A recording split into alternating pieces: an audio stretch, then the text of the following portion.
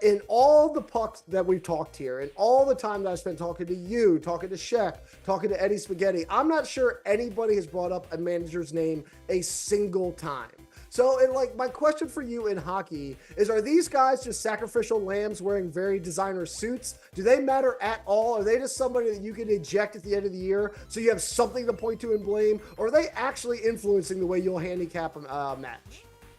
No, I think you actually absolutely see some influence and things like that. There's a couple of things that I would say. First and foremost, you can look at two examples from this season. Look at what happened with Edmonton when they made a change.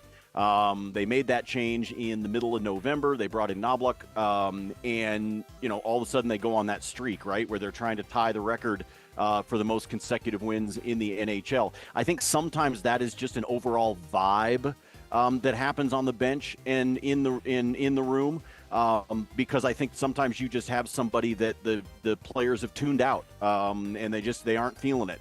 So I think you can get some of that. Same thing if we look at the New York Islanders when they brought in Patrick Waugh this year. That changed a lot for the Islanders. I used to have Patrick on my radio show every week when he was here in Colorado and coaching, and Patrick's just a very likable guy. He's also very intense. He wants to win. And I think sometimes players react to that type of thing. So I think you can actually see some stuff happen where a team will perform better. So for the 8 teams that are left in the NHL, are all of them fairly equal at the coach's seat?